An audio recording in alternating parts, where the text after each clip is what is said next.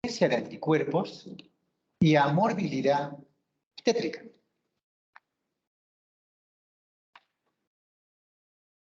¿Qué es la trombofilia? La trombofilia es la capacidad, es la propensión a desarrollar trombosis en personas que no tienen factores de riesgo conocidos. Clásicamente se dividen en hereditarias y adquiridas. Dentro de las adquiridas, la principal está el síndrome antifosfolipídico. En un estudio de más o menos 1000 pacientes, se vio que la trombofilia adquirida más frecuente podía ser el síndrome antifosfolipídico, con un 28%. Detrás está, por ejemplo, el cáncer, la deficiencia de proteína C, proteína S, etc. Como toda enfermedad, siempre tiene una historia. Esta enfermedad data 1906. Wassermann, este médico alemán, identifica los fosfolípidos, o sea, las reagininas, que reaccionan con el suero del paciente con sífilis, daban positivo, y eran fosfolípidos.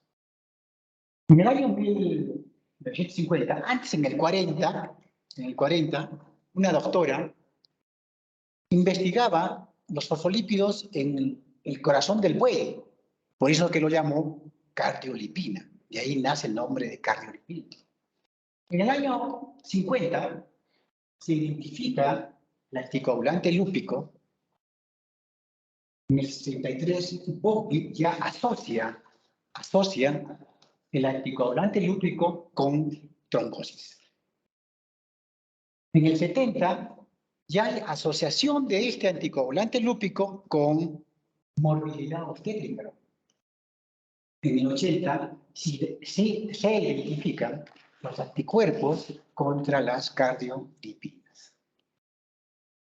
Después, en el 83, Hughes, este médico, nos clarifica, nos presenta este síndrome.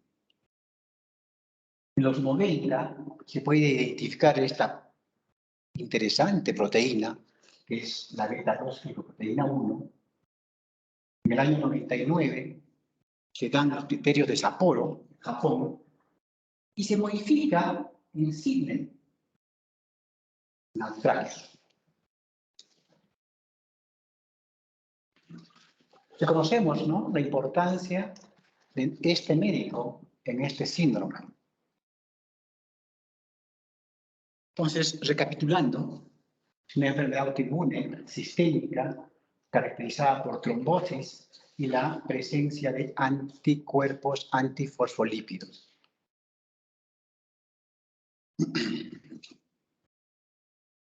En cuanto a la epidemiología, se puede decir que el 70-80% de las mujeres.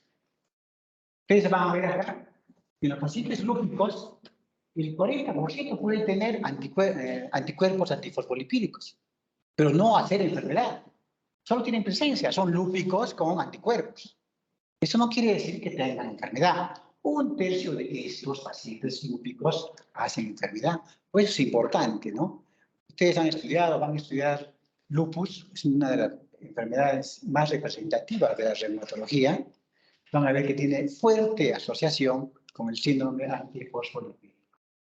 La prevalencia de estos anticuerpos, hay series que hay hasta 10%, o sea, 10% de la población normal pueden tener este tipo de anticuerpos antifosfolipídicos sin ser enfermedad. Estos anticuerpos aumentan con la edad. En relación a los casos nuevos, o sea, la incidencia, se dice que hay por cada 100.000 habitantes. La prevalencia, 40 a 50 por cada 100.000 habitantes.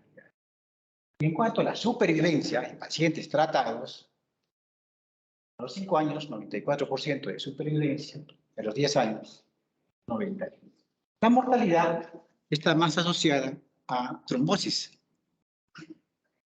Una variante extra, el catastrófico, descrita por el doctor Ronald Asserson, le da una frecuencia de menos del 1%, una frecuencia baja. En pediatría, ustedes van a ver que es casi igual el primario, 50%, como el secundario, 50-70%. Pero hay muchos estudiosos que no le dan mucha importancia a esta clasificación. Puede existir, pero no tiene importancia. ¿Por qué? Porque, por ejemplo, en estas series, imagínense la cantidad de pacientes que pasaron a ser secundario. SAC primario, pasaron, estamos hablando en este grupo etario de pediatría, pasaron 76% a ser SAP secundario. ¿Ya? Entonces, acá está 5% de la población tiene anticuerpos, ahí sí que tiene 10%, ¿ya? Pero solamente el 2% de estos pacientes pueden hacer síndrome antifosfolípido. La edad media de presentación del cuadro en los adultos es 34 años y en los niños más o menos 10 años. La frecuencia siempre, si es primario, es 1 a 3.5, relación de hombre a mujer, y cuando es de 1 a 7. Entonces, ustedes van a ver un montón de pacientes que tienen síndromes, que tienen anticuerpos antifosfolipídicos.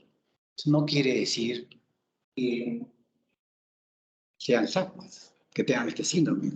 Entonces, cuando uno va a manejarlos a esos pacientes, muchos de repente van a tener medicación, pero será por ciertas causas que vamos a explicar. Y muchos simplemente se dejará. Entonces, ¿cómo se presenta? SAP primario, SAP secundario. Hay unos pacientes que actualmente la literatura nueva están llamándolo como SAP cero negativo. ¿Y a qué se refiere? No es que tengan serología negativa, tienen serología negativa de los criterios. Hay unos criterios de Sapporo, de eso son cero negativos, son negativos. Tienen otros anticuerpos, pero si tienen SAP, tienen clínica del síndrome, ¿no? Después tenemos el síndrome catastrófico, que es una entidad que lo vamos a ver el día de mañana. Y actualmente los estudiosos están estudiando algo que se llama el SAP microvascular. ¿Ya? Es nuevo, por ende su diagnóstico es difícil, ¿ya? Y eso lo vamos a explicar a medida de esta clase y de la siguiente clase.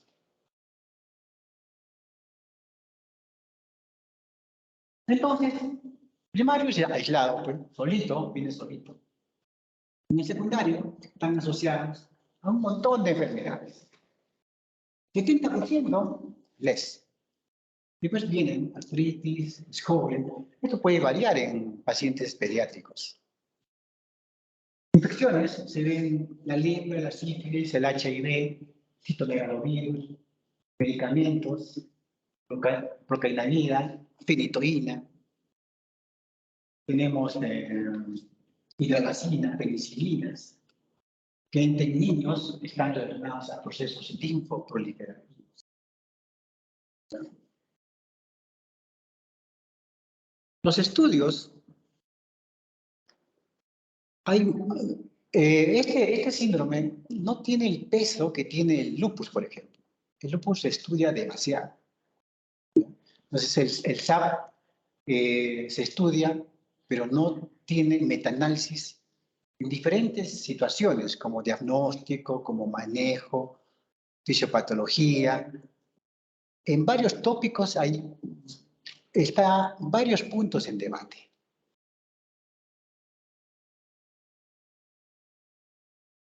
Entonces, ¿qué vamos a hablar de la fisiopatología? Ahora vamos a hacer fisiopatología y vamos a hacer clínica. ¿Ya? El día de mañana vamos a hacer diagnóstico, catastrófico y tratamiento. ¿Ya? Así va a ser la presentación. Estos anticuerpos pertenecen a familias de inmunoglobulinas, que van dirigidas a diferentes proteínas. Acá van a ver proteínas importantes. Y es más, beta 2 glicoproteína 1, protrombina son proteínas importantes. La trombina tiene que ver mucho con la coagulación. Ustedes cuando estudien la trombosis, tienen que estudiar toditas las cascadas de la coagulación. El endotelio es algo importante, es un elemento, es algo fabuloso, ¿no? del ser humano. Ya para muchos es un órgano.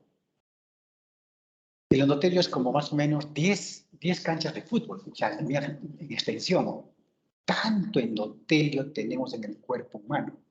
Entonces ya es un órgano. Entonces, la misión principal del endotelio es mantener la sangre líquida, fluida.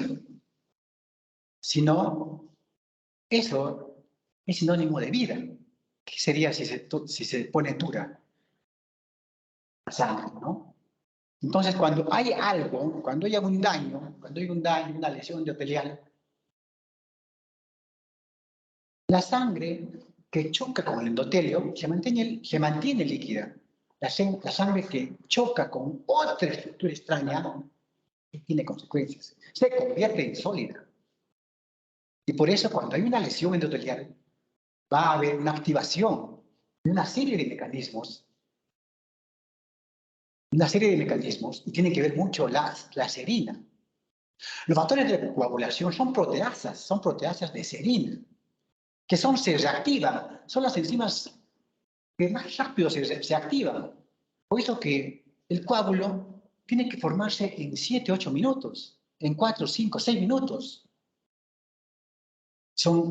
Tienen que trabajar rápido, ¿para qué? Para sellar esa lesión en mi brazo. Entonces, esos fenómenos, el proceso de la coagulación, de la hemostasia, son procesos dinámicos. No actúan, oye, esto es así, entra con una casadita, así, no, así no. Todos están trabajando al mismo tiempo. El complemento, las interleuquinas, la vía extrínseca, la vía extrínseca, las plaquetas, ¿qué más puede? La fibrinolisis. O sea, todo es un proceso dinámico. Todo se trabaja al mismo tiempo. Por teoría, para conocer mejor, lo hacemos así en cascaditas, ¿ya? Pero todo es un proceso dinámico que se trabaja como todo en el mismo tiempo. Entonces, ¿qué pasa acá? ¿Qué pasa acá en una enfermedad que produce trombosis? Por el nombre anticoagulante, indicaría que no se produce coágulo. ¿Y por qué si es un anticuerpo que inhibe a la beta 2 produce trombosis? Eso vamos a explicar. Entonces, se han identificado, hay como 30 estructuras de anticuerpos que se han estudiado. Dentro de ellas hay, hasta mal dicho, antifosfolipídico, porque da a entender que son contra los fosfolípidos. ¿Ya? Y se ha visto que no solamente son fosfolípidos. Beta 2 glicoproteína, el fosfolípido es un cofactor ahí. Protrombina no es un factor de la coagulación. Anexina igual, este es un receptor, proteína C, y así sucesivamente. Pero también entramos al grupo de los fosfolípidos. Y ahí está fosfatidilcerina, fosfatidiletonolamina, está la cardiolipina, XXX. Lo que tenemos que entender es de que hay un montón de anticuerpos que están localizando, que están haciendo daño con estas estructuras, con la idea de hacer que tu sangre sea protrombótica. ¿Ya?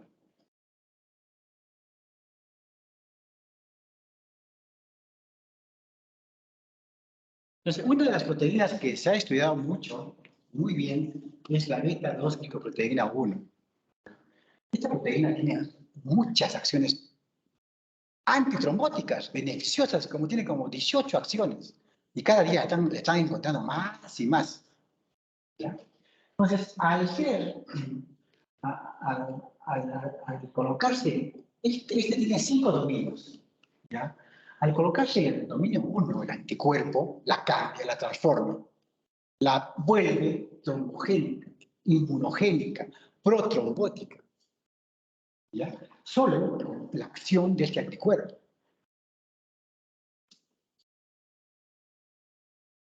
Entonces, para todas las enfermedades, siempre va a haber un primer evento y un segundo evento. ¿Ya?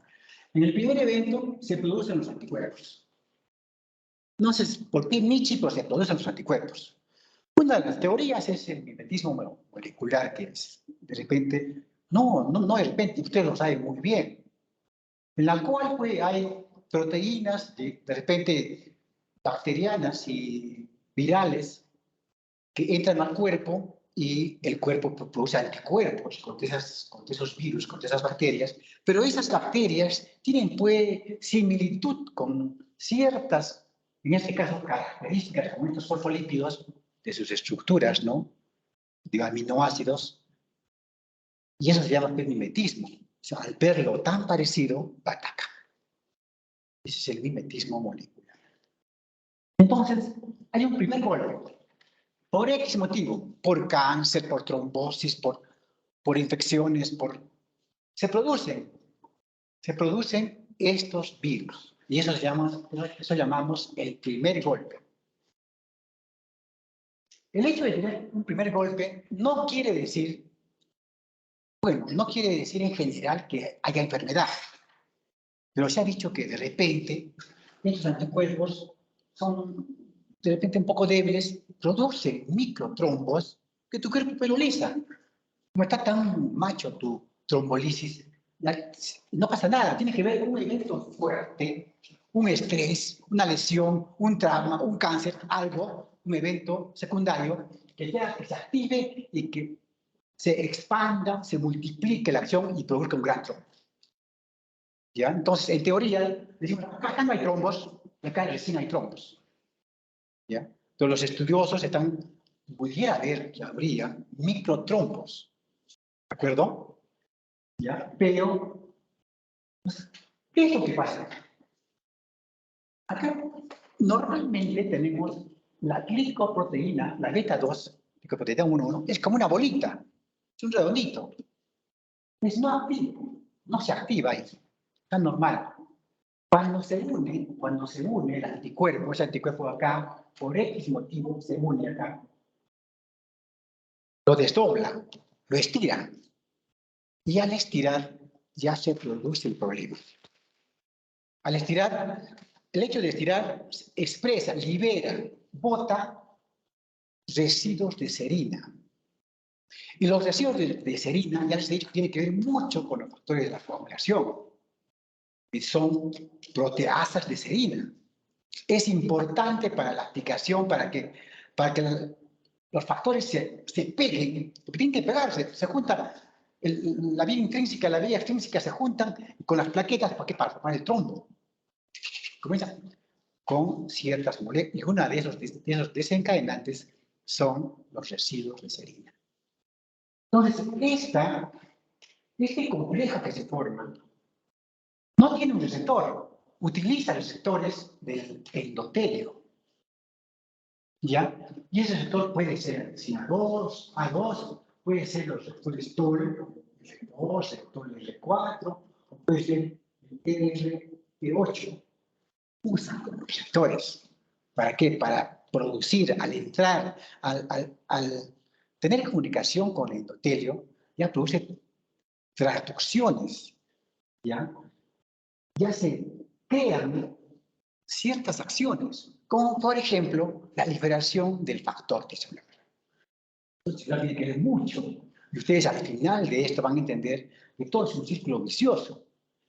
Este sale y activa más a las plaquetas, y las plaquetas liberan un complemento, y el complemento, todo es un círculo que se van a ver y en el cual van a estar involucradas un montón de proteínas, más de 100. Solamente con el ciclo del complemento hay más de 50 proteínas con los factores de coagulación, otras 50 proteínas, las cascadas de la inflamación. Imagínense toda la cantidad de moléculas que tienen que ver con esto que es la hemostasia. Entonces, acá se va a producir, por ejemplo, esta unión, acá pongo ejemplo yo, la célula endotelial, o puede ser la plaqueta, puede ser el monocito, ¿ya? Esto está pasando en todas las células. Y el anticuerpo está trabajando, no solamente acá, está trabajando en diferentes células. Y en cada célula está produciendo efectos. Hace un efecto, si se mete con la plaqueta, produce efectos en la plaqueta. Entonces, a esto llamamos el segundo giro, ¿ya? En la cual el paciente, por posiblemente una lesión endotelial, va a liberar tromboxano A2, factor tisular. El factor tisular va a activar la vía del complemento. Creo que tengo una de la vía del complemento acá. Y como les decía, estos anticuerpos es el primer insulto, el primer golpe, ¿no? Se producen pues anticuerpos, ¿ya? Y recién cuando ya tenemos la continuación, esta unión que se da acá se puede dar, como les decía, en diferentes células. Y cuando se da en las células endoteliales, pueden ver pues, estos activan la vía del complemento, activan los neutrófilos, liberan esas trampas, la clásica netosis, ¿ya?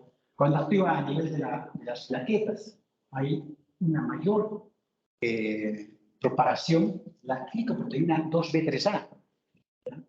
Disminuye la actividad de la proteína C, disminuye la fibrinolisis, o sea, se crean muchas acciones. Y así como hay esas alteraciones en la plaqueta, el monocito, también va a haber alteraciones en el trofoblasto. ¿Ya? En el trofoblasto tiene que ver mucho con la acción de los anticuerpos que tienen que ver directamente con las células del trofoblasto, que de repente impiden la proliferación de la residua del trofoblasto y van a impedir la implantación. Disminuyen la angiogénesis de las arterias espirales que tienen que ver con la implantación del feto, para que haya una buena relación, ¿no? Con presión fetal. Y entonces, y también hay un daño a través de la activación del complemento. El complemento tiene varias acciones. En esta enfermedad, quien tiene que ver mucho es el C5. El C5b, tiene que ver porque producen poros, huecos. Ya al producir huecos liberan factores celulares, interleuquinas. Entonces, todas esas acciones que se dan en las plaquetas, se dan en la célula endotelial, se dan en los monocitos, se dan en el trofoblasto. Entonces, es una repetición, ¿no? ¿Cómo es posible que esta molécula, la beta 2, que es redondita, se convierte en inmunogénica? Allí en esta forma es no reactiva, ¿ya? Es no trombótica. Y acá lo que decía de las acciones en... Entonces, cuando nosotros hemos empezado con la enfermedad, ¿qué hemos dicho? Es una enfermedad protrombótica. Ahora, no tanto es así. No todo es trombosis, señores. ¿Por qué? Porque con esta fisiopatología se ha visto que hay inflamación. ¿Cómo explicamos lo que nosotros, cuando nosotros queríamos clasificar y decíamos, puede haber un SAP microvascular? Con esto, con la vasculopatía. ¿Cómo se tendría que hacer eso? Posiblemente hay una activación de los mTOR. Los mTOR van a producir una proliferación de la íntima en el vaso. No va a producir trombosis. Hemos estudiado todo este efecto, la activación de las cascadas, que te van a producir trombosis. Pero hay otros efectos en la vasculopatía. La inflamación. Se ha visto que cuando se estudia el trofoblasto, deberíamos encontrar, y siempre lo hemos relacionado con trombosis. O no es así, no hemos encontrado trombosis. Debe haber sido, o debe ser, y es la inflamación que se produce a este nivel. ¿Ya? Puede haber trombosis. Yo no digo que no puede haber, no es el cuadro que domina, ¿entienden?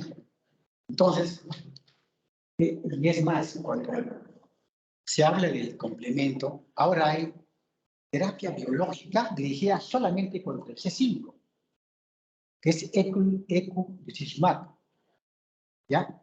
Y se da en pacientes que, por ejemplo, embarazadas, en estado catastrófico, en la cual se ve que si está activo toda la vida del complemento, va a desarrollar lo que llamamos una tormenta por citoquinas, ¿ya?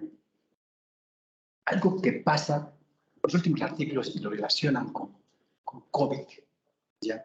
En el COVID la gente se moría, que había una tormenta por citoquinas. Y tenemos acá una especie de estado catastrófico, en la cual es parecido el cuadro, con una falla multiorgánica. Entonces, bueno, eso lo vamos a ver en el. Entonces, acuérdense de eso. Tenemos, dentro de la fisiopatología, como eventos terminales, trombosis, vasculopatía, inflamación, todo eso puede ir en el trofoblasto, ¿no?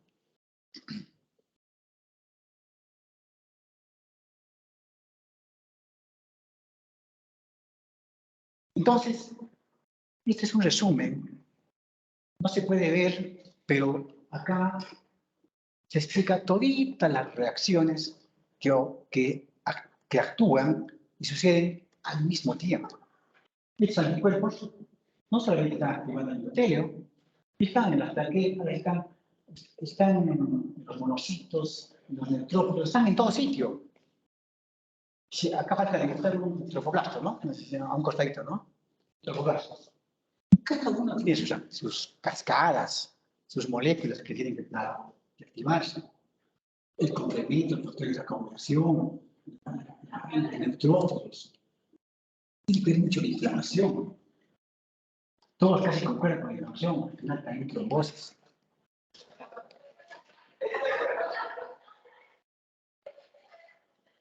Actualmente el tratamiento para la SAP es generalmente antitrombótico, pero se está estudiando ciertas dianas para ver, depende en el futuro, ya vamos a cambiar de terapia.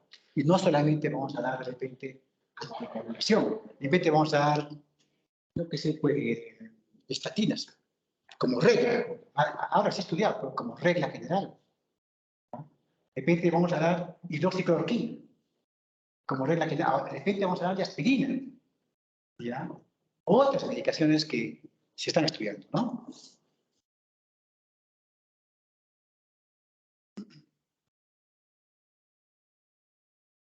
Entonces, si se trata de una enfermedad protrombótica e inflamatoria, eso se da en cualquier órgano del cuerpo. Se puede afectar desde los pies hasta la cabeza.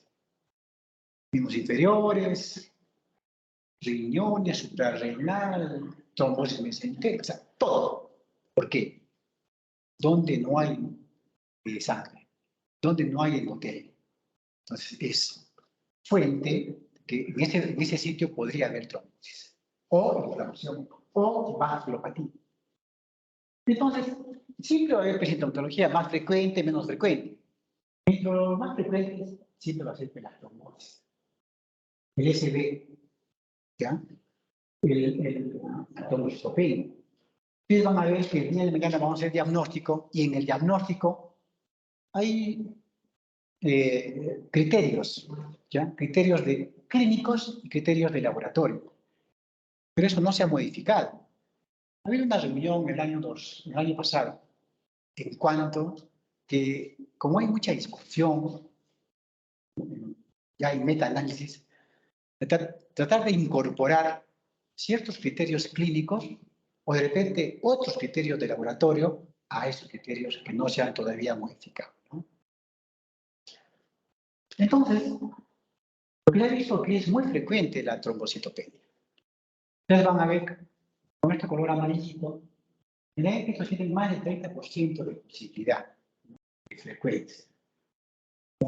Después puede haber trombosis, por ejemplo, en la suprarrenal, trombosis en la vena retiniana, pero es menos frecuente, por ejemplo, el síndrome de Chiari, es menos frecuente la trombosis arterial, la hipertensión pulmonar, que la vamos a explicar paso a paso.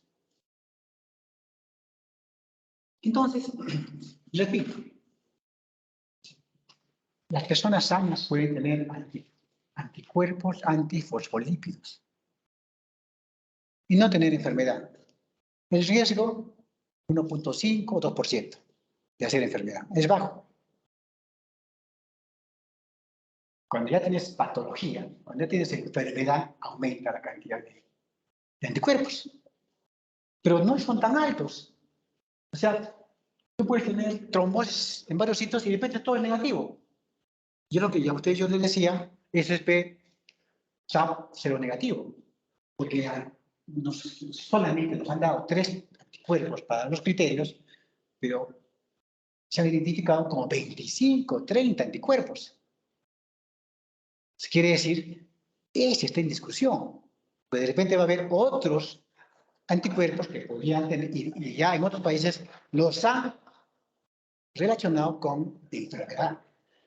Por eso que cobran importancia. Entonces, aumenta la frecuencia, la presencia de los anticuerpos, o no es pues 70%, no es 18%, el lupus 34%, y ya se considera un poco alto, ¿no?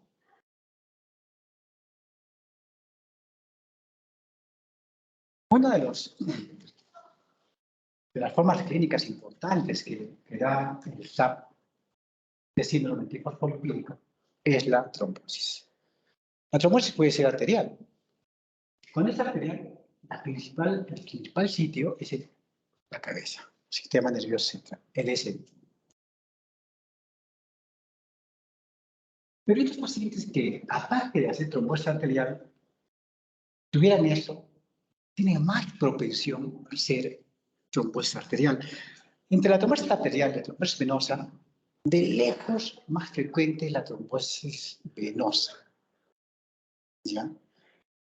Pero en los pacientes que ustedes encuentran hígado irregular, hipertensión, colesterol alto, posiblemente nos puede hacer trombosis arterial.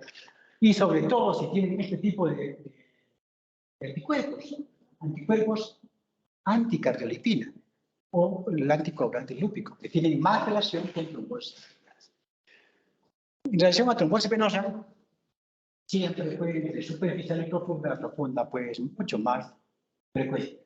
Y más frecuente en miembros inferiores.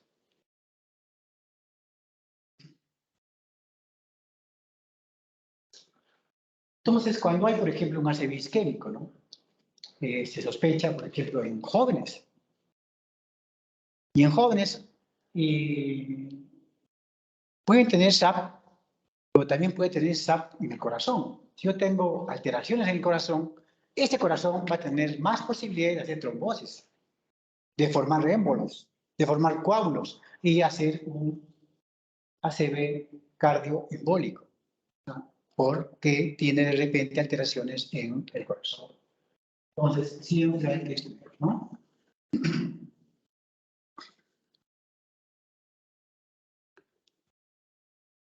Como les decía, ¿no? La trombosis es más frecuente en la pantorrilla, ¿no? O también en lo que se refiere a arterial, siempre los vasos cerebrales. Y a veces puede el ACV mata, ¿no? Un ACV, a ver que se ocluya la arteria cerebral media, o no te mata, pero te deja una secuela para toda la vida. O sea, por eso es importante identificar a los pacientes con factores de riesgo en la cual yo tengo que prevenir. Tengo que prevenir mediante profilaxis que haga trombos, ¿ya? Y evitar de repente un ACV isquémico.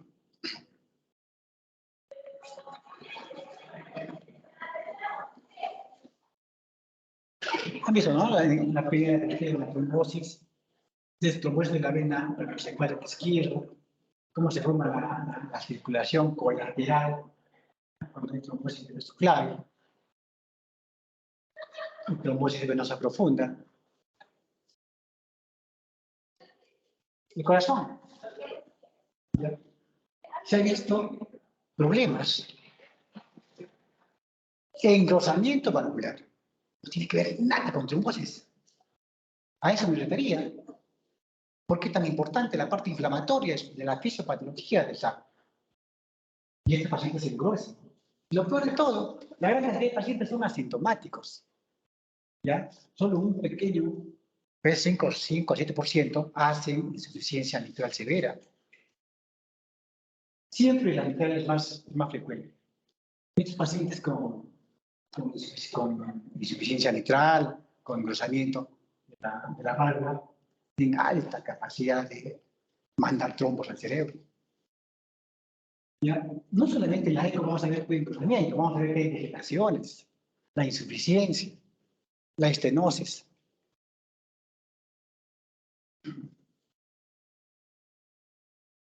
Ellos, los que han estudiado estas series en pacientes con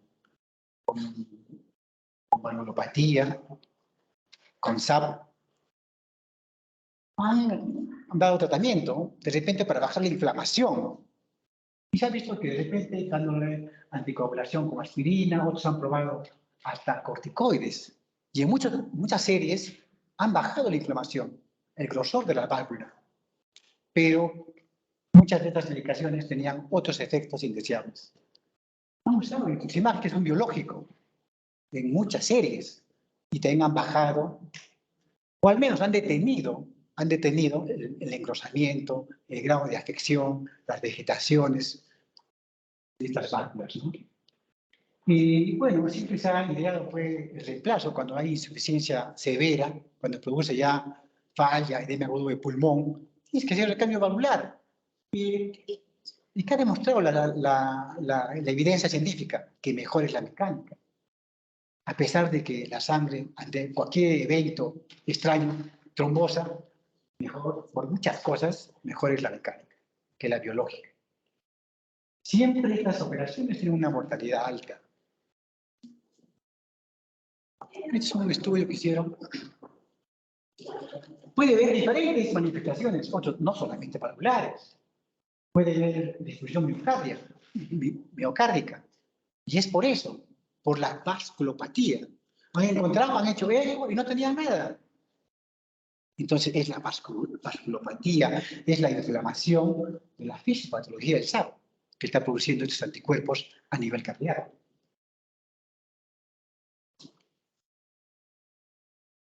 A nivel pulmonar, también puede haber microtrombosis. ¿Ya? Un efecto, de repente, a largo plazo, por los émbolos, por las trombosis repetidas, va a producir con el tiempo hipertensión pulmonar. Por si eso lo condena al paciente. El paciente que hace hipertensión pulmonar severa, su calidad de vida es nada. Y es próximo a hacer, de repente, una tromboembolia pulmonar y ahí queda. ¿Ya? Uno de los eventos fuertes de esta enfermedad es la hemorragia alveolar difusa, en la cual el endotelio sangra. ¿Ya? Entonces, esto parece, es un sangrado interno, por eso se llama hemorragia alveolar. El paciente vomita sangre, ustedes ven el pulmón blanco y está lleno de sangre. Y acá, casi en todas las patologías, no se debe suspender la anticoagulación, pero en estas sí se debe suspender, a pesar de que ese paciente está haciendo todo para que haya trombosis, pero por esa complicación que se tiene, hay que suspender, porque si no, se va a morir por hemorragia. Acá estos pacientes requieren otro tipo de manejo, ¿no?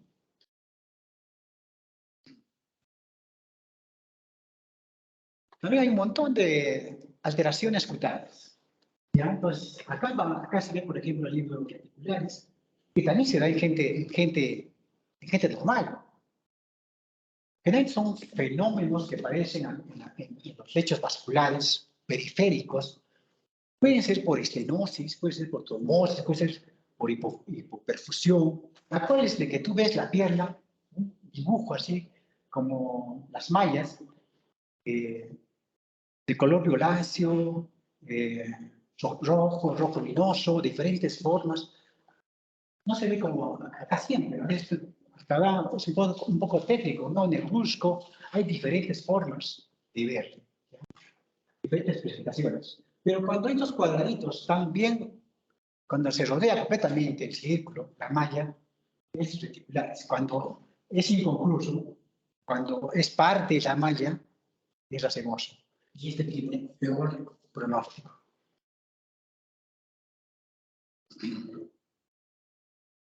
Entonces, si hay trombosis a todo nivel, fenómenos inflamatorios a todo nivel, imagínense que hay acá en las uñas, se llaman hemorragias en astilla, ¿ya? Puede haber necrosis, puede haber úlceras, con el tiempo a veces se forman atrofias, ¿no? Y a veces parecen hasta vasculitis necrotizante.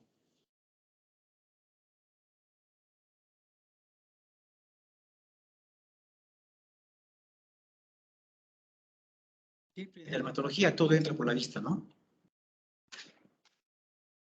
Sistema nervioso central. Acá también hay efectos de trombosis y hay efectos de inflamación, ¿ya? Y por eso va a haber un montón de sintomatología. Se han descrito hasta 15 síndromes. Sistema nervioso, ¿no? 15 síndromes. Epilepsia, corea. Imagínense, disfunción cognitiva. Su presencia, 80%. Es un paciente que de repente ya no comienza a hilar bien, el juicio lo tiene un poquito alterado, no me memoriza mejor, bien, se olvida. Ah, no, está con demencia. O sea, no pensamos de repente en un SAP. Puede dar a cualquier edad. Hay SAP neonatal. Hay SAP.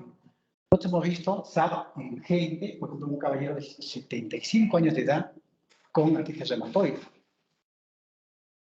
Y que salió todo positivo, triple positividad. Era un SAP.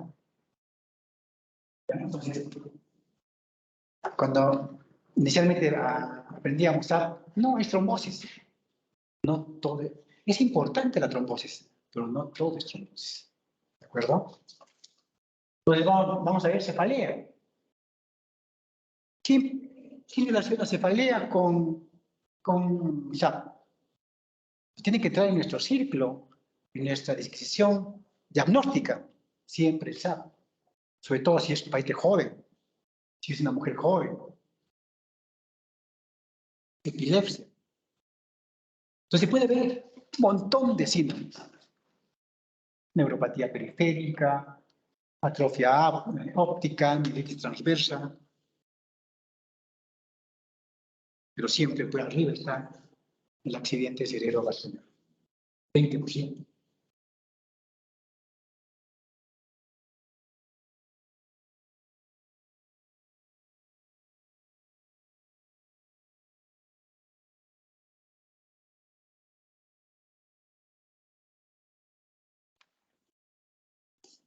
Muchos quieren, de los estudiosos, incluir la trombocitopenia en los criterios. Posiblemente lo incluyan. Este año creo que va a haber un consenso de todos estos investigadores. Generalmente es leve. Y leve es de 50, por encima de 50.000. 50.000 a 150.000, ese es leve. Cuando es menos de 20.000 es grave. Entonces, esta baja de las plaquetas no quiere decir que te protege contra la trombosis. O sea, siempre hay que anticoagular. ¿Ya? Cuando ya es muy grave, cuando tenemos 20.000 plaquetas y está sangrando el paciente, de repente son otras cosas. Y debemos manejarlo de otra forma.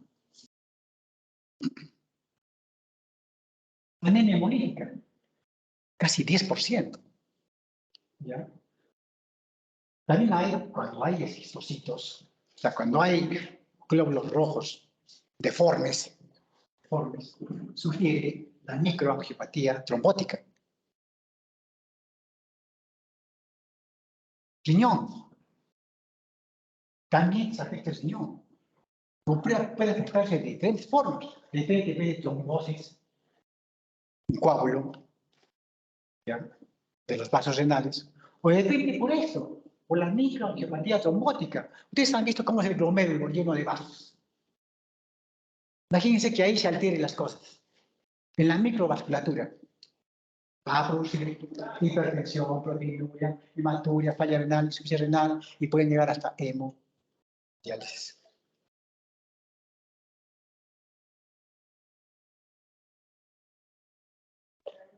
Un ejemplo de todas las características clínicas. Podemos encontrar cantidad. Toda la economía está afectada. ¿Por qué? Porque se ha afectado la trombosis. Eso sería todo.